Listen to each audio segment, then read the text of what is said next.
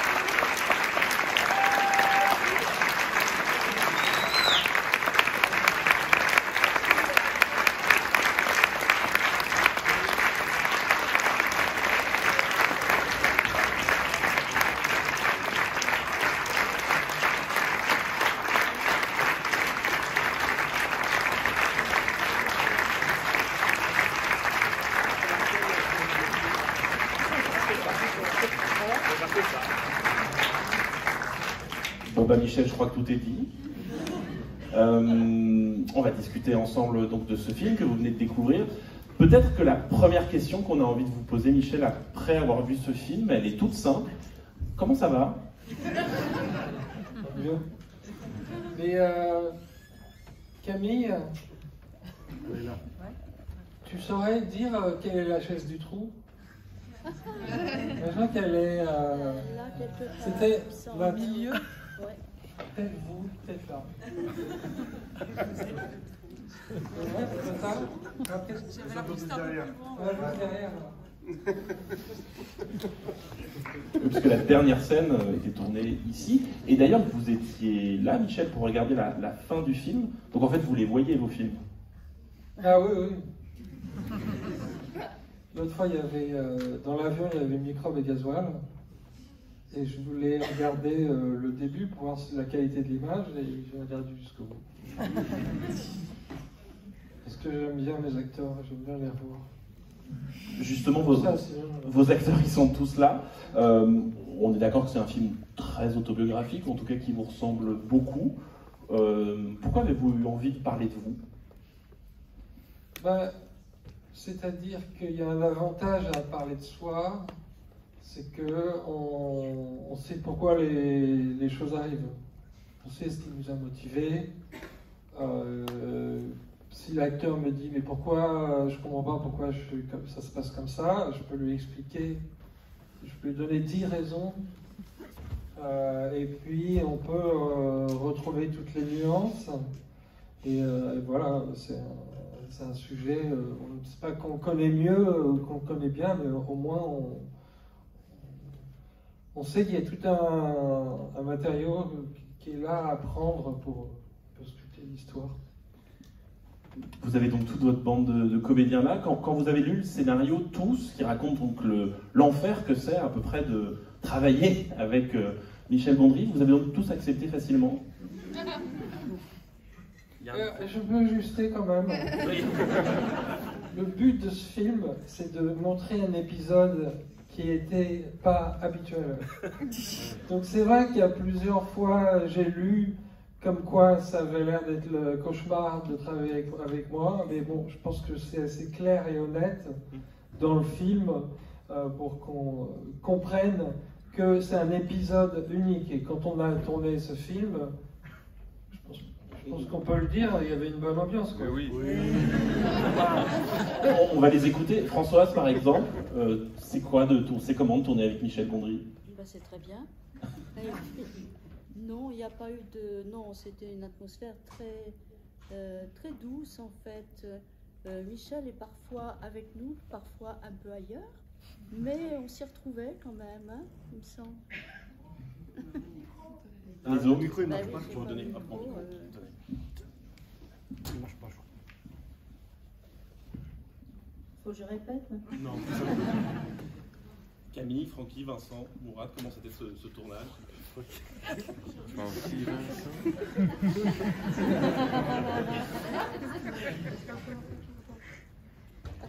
Vas-y Camille. Moi, j'ai tourné juste 6 jours à la fin. Tout le monde se connaissait déjà très bien. J'avais vraiment le trac et c'était la canicule. On avait vraiment très chaud. Mais ouais, je sais pas pourquoi je dis ça. Non, c'était bien. Comme je disais tout à l'heure, pour moi c'était quand même fou de tourner dans un film de Michel Gondry, et j'aimais bien le fait de jouer Gabrielle, une fille qui existait vraiment, mais je m'étais jamais dit c'est possible de jouer des gens qui existent, mais qui sont. Je pensais que c'était que les biopics des gens connus, et là de jouer une inconnue qui est inconnue à tout le monde et qui a énormément compté dans la vie de Michel, je crois. On en a parlé, mais non, d'essayer de vraiment jouer, d'essayer de l'interpréter au mieux possible. Je crois qu'elle est assez proche de moi, elle est réservée tu m'avais dit réservée. Non, ne dis pas le mot. Les autres mots. Parce qu'elle dit que quand je l'ai engagée, on va dire, j'ai dit qu'il fallait qu'elle soit romantique, mais je ne connais pas ce mot, je n'ai pas ce mot dans mon vocabulaire.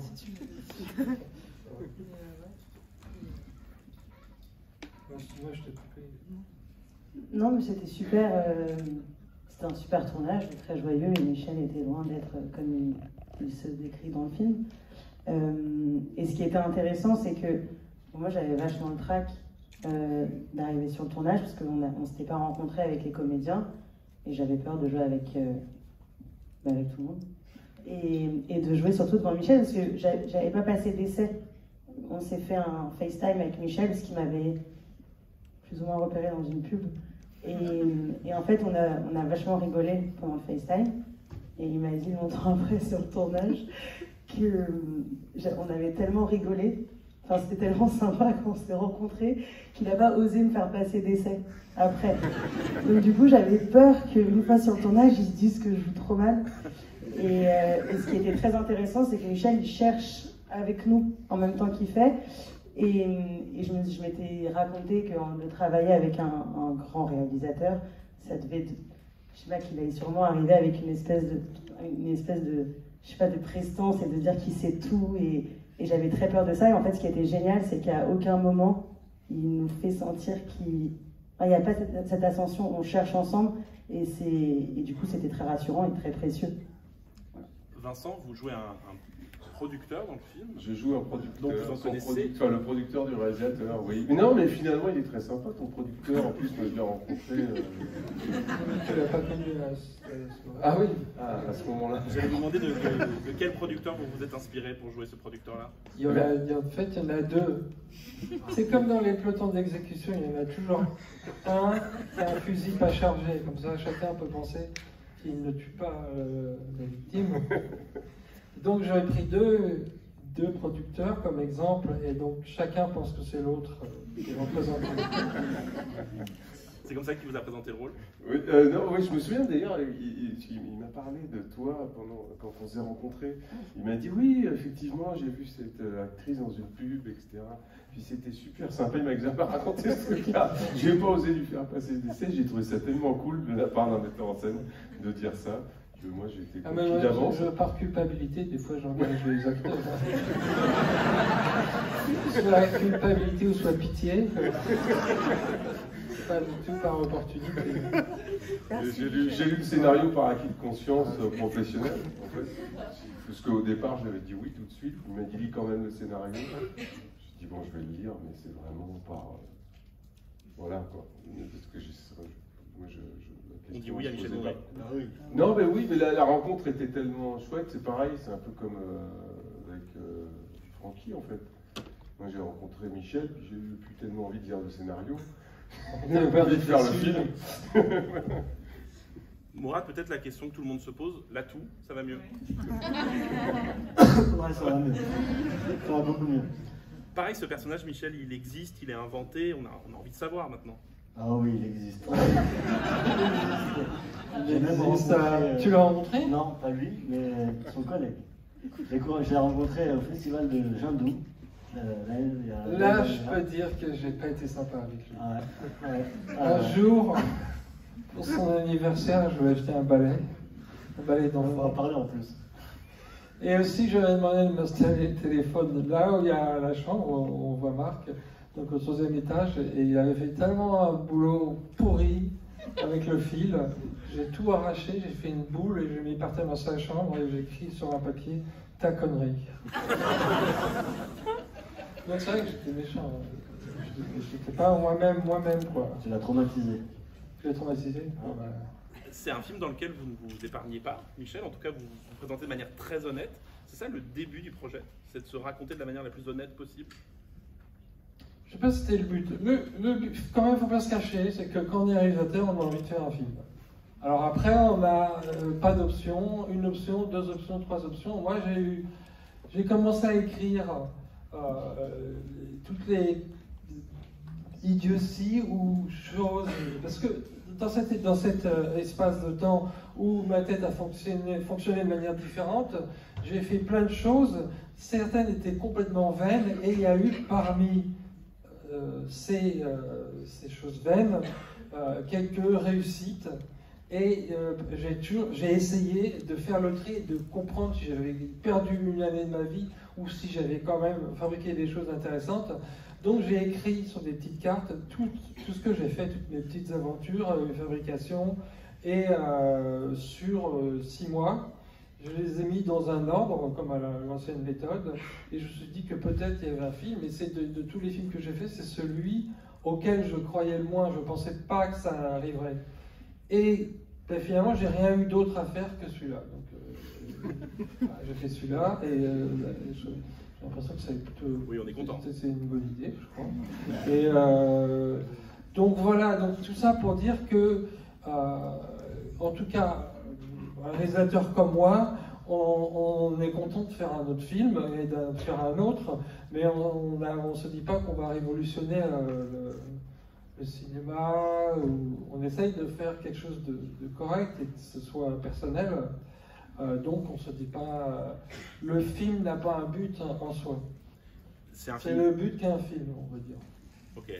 C'est un film très très drôle, c'est un film burlesque, il y a vraiment des vraies scènes de comédie. Il y en avait de temps en temps dans vos films, mais là c'est vraiment votre première vraie comédie. Ben, je n'ai pas pensé. C'est vrai que j'ai remarqué dans certaines projections, les gens rigolaient et que j'avais envie de me lever et de dire quoi, c'est pas drôle. Et finalement, en fin de compte, c'est quand même une fierté de faire rire les gens, je le reconnais. Il y a quelque chose de magique. Et puis finalement, la entre guillemets douleur, elle est mieux acceptée ou ressentie si elle ne s'affiche pas avec prétention. Si elle s'affiche à travers de la comédie, je trouve qu'elle est plus elle-même. Parce que cette scène d'enregistrement de musique, elle est dingue et elle est vraie, on est d'accord. Vous avez vraiment fait ça. Oui, on a fait ça, quand même, parce que je vais parfaitement corporellement, honnête. vous avez fait ça. Oui, toute la partie abstraite, oui, j'ai fait des parties mélodiques, mais là, notre compositeur Etienne Chary, il est arrivé avec une partition.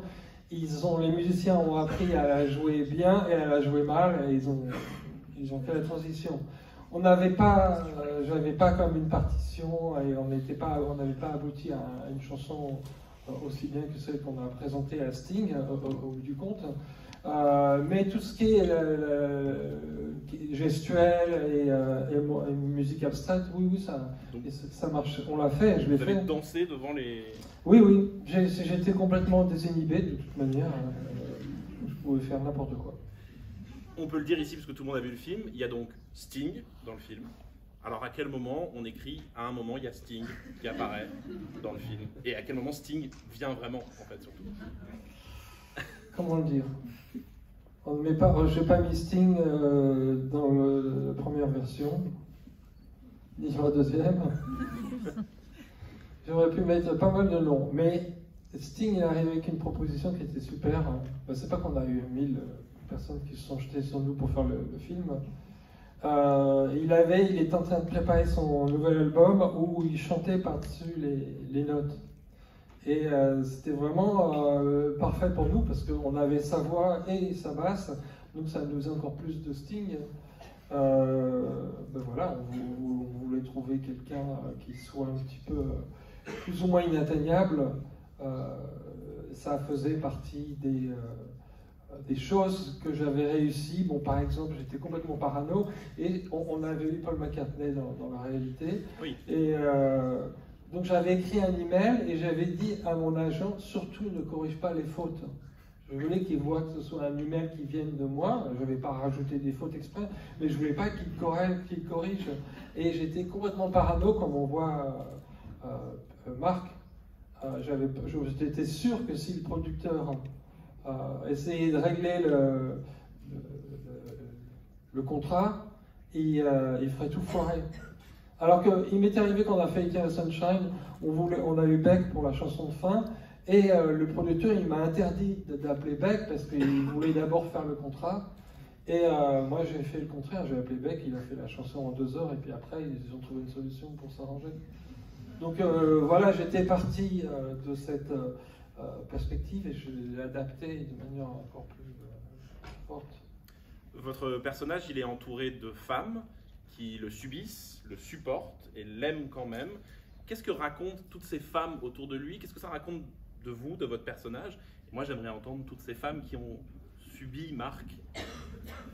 Alors, je commence à répondre. C'est-à-dire qu'à toutes mes actrices, je leur ai demandé de interférer ou répondre à Marc d'une manière plus gentille que ce qu'elle ferait d'instinct. Juste d'être un peu d'un cran au-dessus. Et c'était pas facile parce que d'instinct, elle avait envie de lui mettre des baffes. Mais moi, je me suis dit que c'était la seule manière qu'on pourrait, en tant que spectateur, aimer Marc. Donc la seule manière, c'était que les gens autour de lui aient de l'empathie pour lui. Donc c'était une sorte de guide pour pour la direction en général. On faisait plusieurs prises, hein, toujours une prise où c'était plus sympa que ce qu'elles auraient pensé devoir être. Maintenant, il faut leur demander à elles. Vous avez eu souvent envie de gifler Pierre Ninet sur le tournage? Enfin, comment ça s'est passé, cette tension avec Marc? J'aime bien raconter l'anecdote de la scène où Sylvia, où mon personnage part et quitte Marc, parce que c'est une scène qu'on a tournée tard et en plan séquence, donc c'était la prise qu'on tournerait qui serait celle qui sera montée, donc du coup sans montage. Et justement, Michel, moi j'avais super envie de m'énerver, d'être dans tous mes états, parce que c'était très dur de recevoir ces mots-là. Et Michel avait donné comme indication, dans une des prises, que je lui réponde en chuchotant, et avec les mains, de ne pas bouger mes mains, et de juste dire le texte le plus mineur possible. Et finalement, toutes ces indications-là, qui sur le tournage me paraissaient très incongrues et surprenantes, étaient au profit du jeu, et ça m'a mis à un endroit où j'aurais jamais été seule sans cette direction-là. Donc, voilà.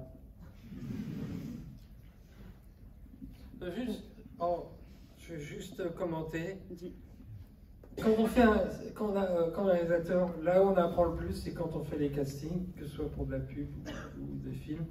Et on a 20 minutes avec l'acteur, et au bout de ces 20 minutes, il faut savoir si c'est l'acteur ou pas qui va être dans le film. Donc il faut tout essayer et pas perdre une seconde. Et il faut essayer. Et parfois, on n'a rien d'autre qui vient en tête qu'un truc complètement débile. Donc j'ai plein d'idées, d'éléments, de techniques qui sont prêtes à sortir, parce que c'est la panique totale quand on est réalisateur et qu'on n'a pas ce qu'il faudrait pour l'histoire. Donc le chuchotement, c'était parce que tu paniquais. Mais non, mais je dis peut-être après ça allait te remettre à zéro, et après j'en sais rien, mais on essaye. Françoise, vous jouez dans le film un personnage qu'on connaissait déjà, qui était l'héroïne de L'épine dans le cœur, le documentaire que Michel avait réalisé.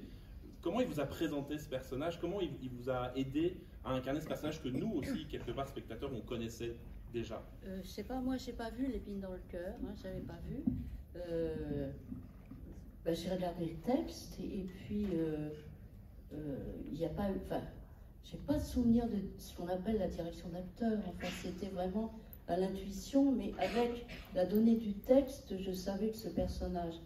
Bon, je savais d'abord que ce personnage était très important pour Michel, et ça me donnait un trac, parce que je me dis, c'est toujours très compliqué, tu le disais tout à l'heure, d'incarner quelqu'un qui a été vivant il n'y a pas très longtemps et qui est très, très proche au cœur du réalisateur. Donc ça, c'est quand même, ça, bon, on y va sur des œufs. Et puis, après, comment dire, vraiment, j'y suis allée avec les scènes, enfin avec ce qui était écrit, et j'ai pas cherché à en rajouter ou en enlever. Enfin, ça me paraissait. Bon, il y avait des moments où Michel me disait plus fort, parce que je chuchote pas mal moi plutôt, mais j'ai pas le sentiment d'avoir été comment dire. Non, mon seul critère, c'était que à la fin des scènes tournées, il n'y avait pas de remarques. Donc je me suis dit, ça va. Donc je peux continuer dans ce sens-là et puis essayer de... Mais on a eu il y a des moments d'invention aussi. Ce personnage, Michel, il vous est très proche. C'est vraiment, peut-être de tous les personnages du film, celui qui est peut-être le plus autobiographique, le plus proche en tout cas du personnage qu'on avait vu dans L'Épine dans le cœur. Comment vous lui avez redonné vie? Comment vous l'avez abordé? Je ne vais pas essayer de la recréer. Aux États-Unis, il y a cette mode, et tous les acteurs obtiennent beaucoup de gratification quand ils imitent physiquement et au niveau de la voix des célébrités, ou quand ils ont des phonés, etc. Et pour moi, c'est pas le personnage. Moi, j'ai voulu que Françoise, elle soit elle-même et que finalement, elle lui donnerait son attachement pour Marc par elle-même, sans que je lui demande. En fait, je m'adapte un petit peu à tout le monde. Moi, il me semble que je t'aurais. C'est vrai que une fois, je t'ai dit de parler plus fort, moins fort, ou des choses comme ça, mais je t'ai pas dit. On sent pas que tu l'aimes assez. Ma tante, elle était plus comme ça. Pour moi, c'était ça aurait été un ratage si je t'avais demandé. Ça aurait été épouvantable. Hein. C'est vrai, pour jouer ça, si on dit que tu n'es pas comme ma tante, oui, je peux faire. Et en fin de compte, tu es très près par l'amour que tu portes à Marc, de ma tante, et donc finalement, ça se rejoint au niveau du sentiment. Plutôt que l'attitude ou le physique. Oui, parce que j'ai rien à voir physiquement avec ta tante. Et alors, par contre, à Cannes, moi, ça m'a fait plaisir parce qu'il y a des personnes qui avaient connu Suzette et qui étaient venues me voir en disant « J'ai retrouvé Suzette ». Je me suis dit « Ben, on a gagné ». Oui.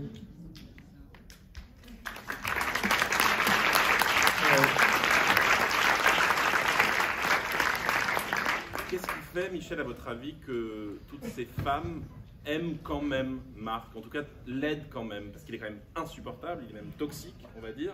Qu'est-ce qui fait qu'elles le soutiennent quand même, jusqu'au bout, en tout cas jusqu'à ce qu'elles ne puissent plus? Pourquoi on utilise ce mot toxique maintenant? C'est depuis Kevin Spacey, où on a dit, et il y avait une ambiance toxique. Je trouve que ce mot il devait rester dans son compartiment chimique ou olfactif, et on a assez de vocabulaire. Et vous diriez comment alors? Je sais pas, une ambiance pourrie, une ambiance tendue. De merde.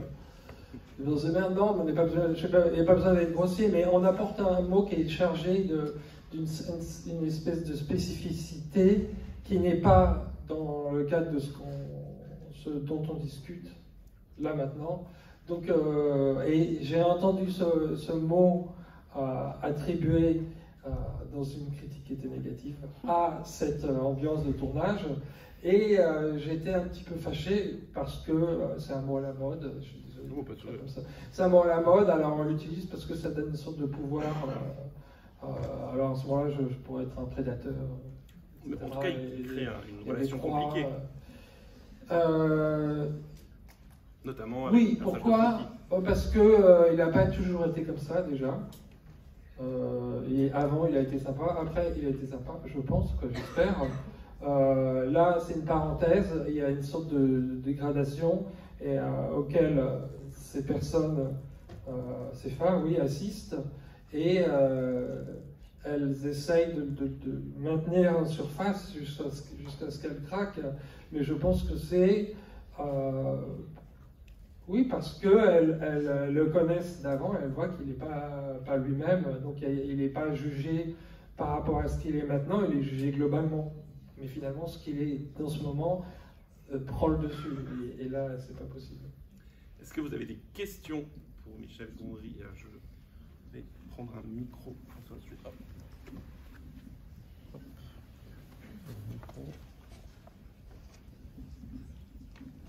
Bonsoir à tous et merci beaucoup pour ce film qui nous a vraiment bien divertis.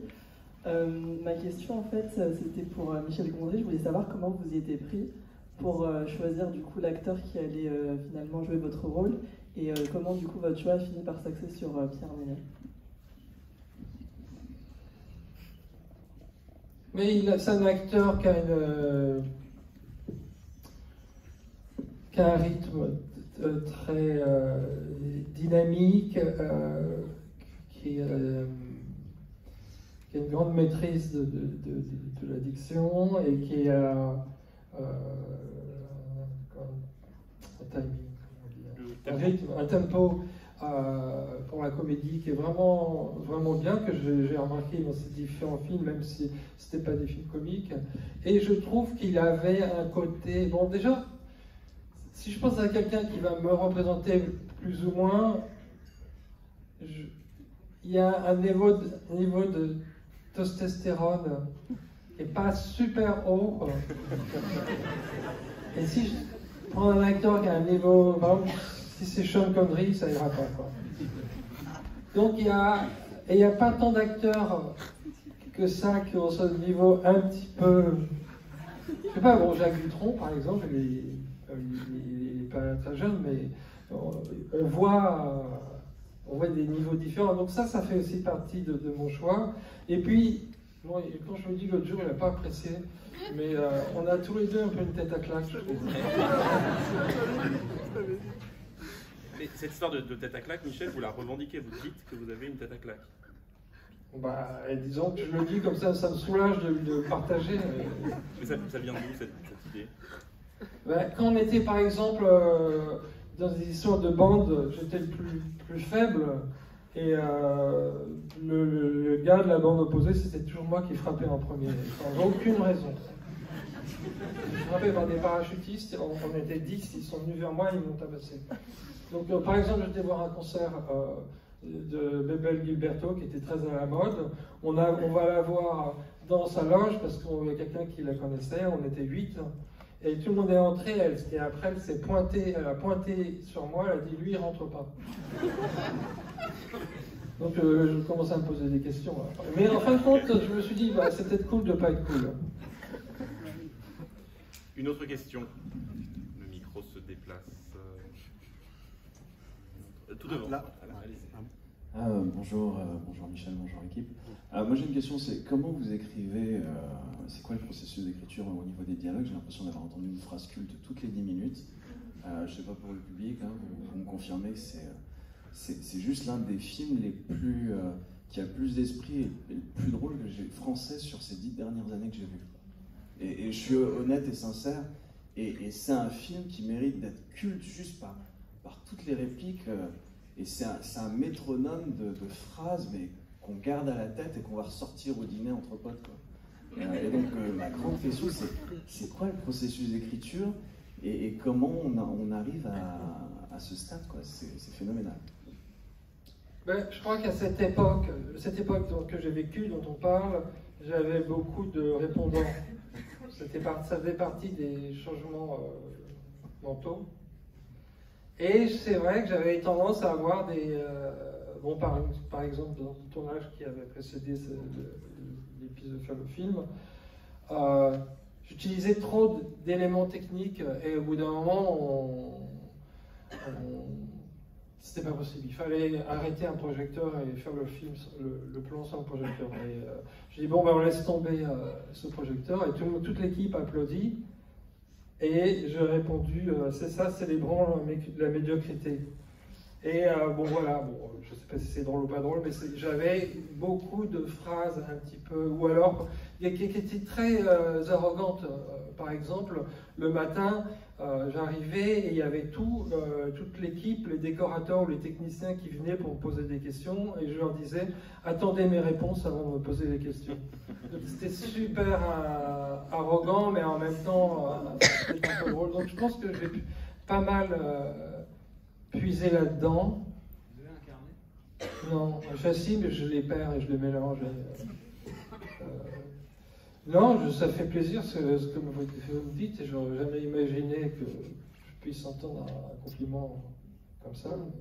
Donc tant mieux, mais c'est des choses qui se sont passées. Ouais. Il y a un filtre aussi, on choisit ce qui a été le plus percutant. Une autre question, allez-y, là-bas. C'est possible de faire des questions pour les acteurs? Ah bah, dernière pour vous, promis. Question facile. Sur les solutions. Est-ce que quand vous écrivez le scénario, si parfois il y a des moments où vous bloquez, est-ce que vous avez une solution? Ou à la page blanche? Je ne sais pas si j'ai envie de me creuser la tête pour répondre à un jeu de mots. Bon, c'est pas grave. J'essaye. Alors, est-ce que j'ai des solutions? Des fois, on passe à la suite en se disant qu'on trouvera la solution plus tard. Oui, ou alors on écrit un truc, on sait que c'est un peu en dessous de ce qu'on voudrait, et puis après, on peut revenir dessus. Thanks. Je sais pas trop. Une autre question, et cette fois-ci donc à la demande de Michel pour les comédiens, mais il y en a devant, s'il vous plaît. Là, tout devant, merci. Bonjour, merci pour ce super moment. Et du coup, c'est une question un peu pour les deux. Je voulais savoir comment c'est d'être dirigé du coup par Michel Gondry, et qu'est-ce qui est recherché? Est-ce que c'est une atmosphère? Est-ce que c'est un tempérament? Où vous voulez amener vos acteurs? Et où est-ce qu'il a voulu vous emmener? Comment il vous a dirigé? Merci.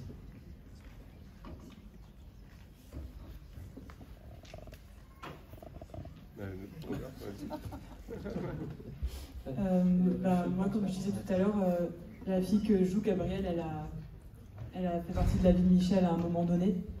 Et Michel, tu m'avais dit qu'elle était réservée et très romantique et assez douce. En fait, j'ai essayé de me mettre dans la peau j'ai essayé de comprendre que c'est un épisode de crise qu'il a vécu, où en effet les personnes autour de lui ne faisaient que subir ce qui était en train de lui arriver. Et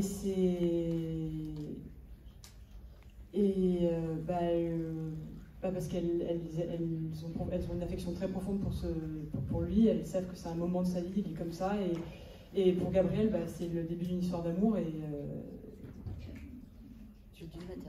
d'une maternité, absolument. Souvent au début des histoires d'amour, on est un petit peu ouais, on est très naïf, on est à fleur de peau, c'est les souvenirs que j'en ai en tout cas. Donc j'essaie de retrouver ça, et puis Michel m'a dit sur des trucs précis, de pas trop en faire des caisses. Dès que j'essaie je me souviens d'aller un peu de me laisser, justement, parce que Pierre il fait plein de blagues, et lui il avait le droit justement d'être clownesque. Et moi c'est un truc que j'ai très envie j'ai eu envie de faire ce métier pour ça, et pas juste pour c'est ce qui m'intéresse le plus, la comédie, le genre de la comédie, donc j'avais des fois envie. Et tu vois, il fallait doser justement parce que c'est. Tu vois, tu te souviens ou pas, Michel? Je suis pas très précis. Il est possible que, en te voyant, j'ai trouvé que tu avais une personnalité d'une certaine manière, et que je dis des mots pour essayer de balancer cette personnalité. Ça ne veut pas dire que j'arrive pas à me rappeler que je t'ai dit romantique, mais j'ai peut-être dit romantique parce que je te trouvais très mec, enfin pas mec, mais... Oui, bah, j'ai un côté garçon manqué que dans le film j'ai moins. Ouais, voilà, tu vois, c'est ce genre de truc, je te dis ça pour essayer de t'emmener dans une autre direction. Et peut-être que je me plante, hein, et bon, je pense que c'était bien, mais en tout cas j'essaye. Mais c'est différent pour chacun, c'est ça qui est incroyable quand on est réalisateur, c'est chaque acteur a une personnalité et a besoin d'avoir des directions différentes, ou pas de direction, ou alors le contraire, ou très fort, ou très petit. Vincent, c'est vous qui avez les scènes peut-être de plus grand délire dans le film, on est entre le rêve, la réalité, on ne sait plus. C'est une autre manière, ces scènes-là, de les diriger, où on est vraiment dans la tête de Marc, on ne sait plus très bien ce qui se passe. Comment vous avez abordé ces scènes de thriller, de mort, de course-poursuite? De manière très concrète, hein, moi je ne peux pas jouer un rêve, un fantasme, ça pour moi ça ne veut rien dire en tant qu'acteur, donc très concret, puis tu étais très concret, Michel, dans la façon de diriger, mais je me suis senti très libre, moi, pas du tout dirigé, quoi, mais ouais, très très libre, et puis c'était drôle, ce qu'on avait à faire avec Pierre, c'était super drôle à faire. Je regrette de ne pas m'être déguisé en femme avec le petit sac à main sous la couette là. Mais bon. Non, mais parce qu'il voulait que je me déguise en femme. Non, mais c'est après, j'ai eu l'idée trop tard. Et moi, j'ai trouvé ça super. Mais je sais pas, ils m'ont empêché de le faire, je sais pas pourquoi. Non. Non, c'était trop tard, vous pouvez plus le faire. Mais je sais pas. Et non mais c'était, moi j'ai pas de souvenir comme ça précis. Juste un sentiment de liberté et de rester sur le plateau tout le temps en fait. De ne pas avoir envie de quitter le plateau, de le regarder travailler, même si il fait rien de hyper technique alors qu'il pourrait, parce qu'il connaît tout sur la technique, mais c'est très, je sais pas, c'est ludique, c'est joyeux et en même temps toxique. Hyper exigeant quoi. Comment? Pas toxique. Pas toxique du tout. Ah mais non. Donc moi j'étais heureux sur ce tournage. Moi je pense que dès l'instant que je te mets un pistolet grand comme ça dans la main, il n'y a pas besoin d'en rajouter, c'est déjà complètement ridicule. Et si on met le gag sur le gag sur le gag, après ça marche plus. Mais le moment que je préfère, c'est quand tu dis tu as ruiné ma vie, alors maintenant tu montes le film. Comme si c'était un truc de mort, tu vois. Alors tu m'as crevé, tu vois, si tu montes le film. Une dernière question, je ne sais pas où est le micro. On va passer le micro, il arrive.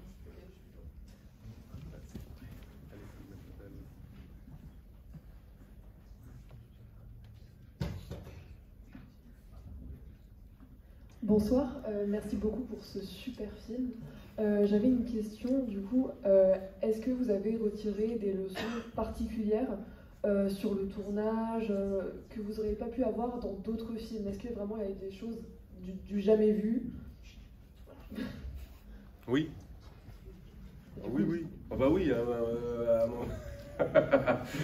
Par exemple, quand un metteur en scène éteint toute la lumière et qu'on se retrouve tous dans le noir, et qui dit bon, ce serait sympa que ça se passe dans le noir, donc il coupe tous les projos. Enfin, il n'y a pas beaucoup de projos parce que là c'était petit tournage, mais. Et donc, tac, tu vois plus rien, tu es dans le noir total. Et tu entends une voix qui dit Michel, on est quand même dans le noir. On voit rien. Donc tu entends la voix de Michel qui fait ah ouais? Ouais, c'est vrai, on voit rien du coup. Alors il dit est-ce que quelqu'un pourrait aller, par exemple, chercher comme une lampe qui ferait des flashs? Alors là, tu as le chef électro qui a fait une école de cinéma, qui a fait je sais pas combien de tournages avec des camions, avec des 36 tonnes plein de matos. Il court partout. Il revient avec une sorte de lampe torche à pile sur laquelle il met sa main comme ça. Ouais, et le mec est heureux. C'est-à-dire que qui est fou, c'est dans le regard du mec, il a les yeux qui brillent. Il se dit, je suis en train de faire du cinéma. Et c'était drôle. Et après, t'as Pierre Minet qui fait, Michel, alors non, ce qui serait drôle, c'est que je saute par-dessus la caméra, donc qui était comme ça, sur le lit, et alors c'est comme si je volais. Alors là, je dis, ouais, il dit, c'est bien, non, mais c'est super. Enfin, donc lui, il dit, super idée. Le chef-op dit, oui, mais attendez, parce qu'il va sauter par-dessus la caméra. Ça. Non, mais parce que tu vas filmer au ralenti. Et alors, il dit à l'électropito, au moment où il saute, tu fais vraiment le flash de lumière. Comme ça, on va croire qu'il vole. Et moi, je me suis dit, je vais attendre la Projo pour voir ça, parce que je vois pas du tout comment. Et je vois le film. Et je vois Ninet qui vole. Ça dure une seconde, machin, mais quand même il vole. Et je me suis dit, putain, c'est-à-dire que ce bricolage instantané, complètement amateur, quoi, il y a un truc presque amateur, quoi, enfin, par ce metteur en scène qui a fait quand même, on connaît sa filmo, ça m'a éclaté totalement. Je me suis dit, ah mais oui, on peut être libre comme ça en fait. Sur un... Je peux te dire la vérité de... C'était storyboardé. Non, ce qui s'est passé dans ma tête, c'est que je vais juste sauter et puis il m'a dit, Pierre, ça serait bien si je volais. Et je lui ai dit, ah ouais, super. Et après je me suis dit, mais merde, pourquoi j'ai pas dit non tout de suite? Et du coup... on a cherché une solution, puis après, petit à petit, je me suis dit, bah ouais, c'est une super idée en fait. Donc j'écoute mes acteurs, par exemple, Françoise m'a fait guillotiner 2 scènes où elle n'est pas dedans. Qui a amélioré le film. Et c'était bien après le montage. Et c'était un petit peu long à la fin, elle a vu 2 endroits, elle dit enlève ces 2 scènes, tu verras. Je me suis dit, bon, je suis pas très jeune, et elle non plus, elle a quand même vécu quelques films. Je vais quand même essayer, et boum, ça a donné un coup de fouet. Et c'était génial. Alors il y avait. Attends, il y avait un autre moment qu'on a retourné par rapport à un commentaire que tu as fait, non? Ou alors il y avait. Blanche, quand elle regarde l'orchestre, elle devait dire bon allez je me casse, parce que dans la réalité les filles avec lesquelles je travaille, elles n'avaient pas été émerveillées du tout par la prestation de l'orchestre. Et pourtant c'était bien, je pourrais. Mais là c'est vrai qu'à regarder c'était quand même assez prenant. Et du coup Blanche, elle m'a dit, mais moi je comprends pas, si je vois ça, j'ai envie de rester, c'est magique, je veux montrer que c'est magique. Et j'ai dit, non, tu pars. Et on a fait ce que je voulais, et j'ai réfléchi, et puis au bout de 15 jours ou d'une semaine, je me suis dit, mais c'est elle qui a raison. Et on a reconstruit l'arrière du plan, c'était un mur avec des tissus, des câbles, et on a rejoué la scène comme elle le souhaitait. Et ça a énormément apporté au film et ça fait ce que vous ressentez, pourquoi on apprécie Marc. Et en fait, moi, ce que je me dis, c'est que les acteurs, ils sont quand même plus près des caractères, des personnages que le réalisateur, et donc c'est bien de temps en temps de les écouter. Bon, il faut quand même avoir une vue d'ensemble, parce que sinon ça peut partir dans tous les sens, mais il y a des fois, ils ressentent des choses qu'on ne peut pas ressentir. Donc je vous écoute.